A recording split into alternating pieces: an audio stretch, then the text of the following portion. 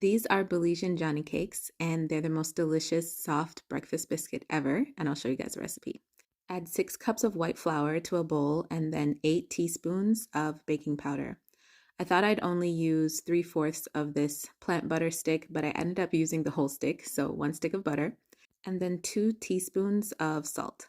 Next, you're going to add 3 teaspoons of white sugar, and then you're going to mix it with your hand. It's really important that you use your hand because you want to feel that butter get uniformly crumbled through the entire flour mixture. This is where I added the rest of the butter because then I can feel that it needed more butter for that amount of flour. I use coconut milk. I add that to a mug, and then I washed out the can just to add all the coconut goodness.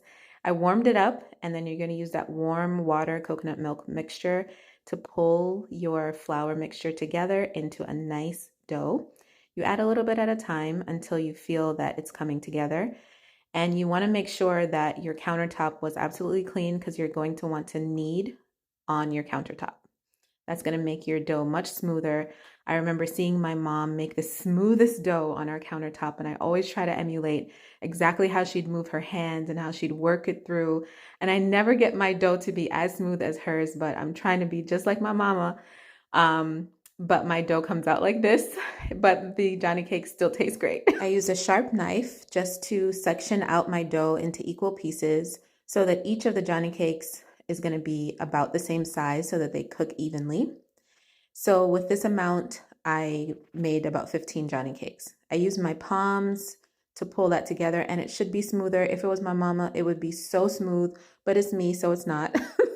I press down on each Johnny cake, and then this is the crowning moment. Get a fork and make these marks in your Johnny cake. It's not Johnny cake unless you fork it.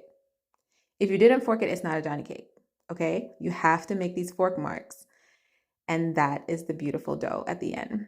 After you've baked it on 350 for about 20 minutes, it should have this golden brown at the bottom. That's how you know it's done. It's soft, it's delicious. We serve it with beans, cheese, egg, avocado. You can use cream cheese, jam. My daughter loved it with avocado and jam on one side and cream cheese and beans. I put everything together, cheese, beans, egg, all together. This is a classic traditional Belizean breakfast, and I washed it all down with some fresh ginger beer.